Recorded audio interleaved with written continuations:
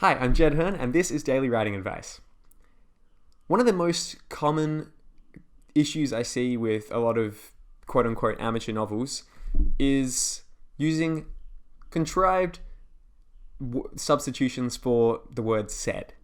And this comes particularly from a website that I've really good experiences with called Critique Circle, where you can basically upload short stories or excerpts from novels and get free feedback from other critiquers on the website. And to do that, you need to make sure that you're actually critiquing other people on the website so that you get points and stuff. And I have talked about this before. And in some of the submissions that I've read from other writers, I see this issue come up a lot more than it does in, say, published books.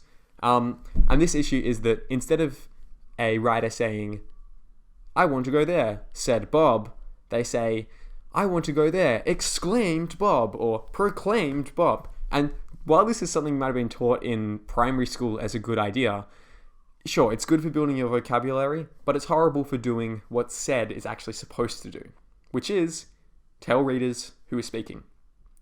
Sure, sometimes it's okay to have like a whispered Bob or a yelled Bob or shouted Bob or anything like that, but in general, I personally prefer this to be a lot sparser, because if you start substituting exotic substitutes for said, it's going to really detract readers from the actual dialogue itself, which is the main thing that you want them to focus on, right? See, the benefit of said is that it's invisible. We've seen it so many times, thousands of times, hundreds of thousands of times maybe, as readers, that we don't notice it. And that allows authors to just subtly plug in information into readers that readers don't even realize is getting passed into their brains. Like, think about how incredible that is.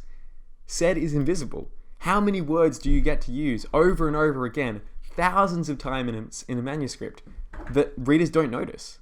Like, if you use the word read 1,000 times in a book, readers would probably notice and it would probably start to get tedious.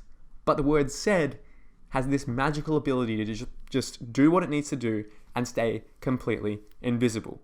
It's kind of like a stagehand, perhaps, in a production. They just come on, they rearrange the set, and then they go off, and no one really notices them because they only come on when the lights are out and they're wearing black. Said can be that for you. So I know you might be yelling at me now and thinking, well, like famous books like Harry Potter or whatever have like exclaimed and like yelled and naggled and I don't know, all kinds of weird said bookisms. And yeah, they totally do. And it doesn't make them any better. Sorry, it doesn't make them any worse as a novel. But it does, for me, personally distract me. And if it distracts you as well, it's probably going to distract other people too. So it's worthwhile considering when you're editing about minimizing the amount of words you use in substitution of said.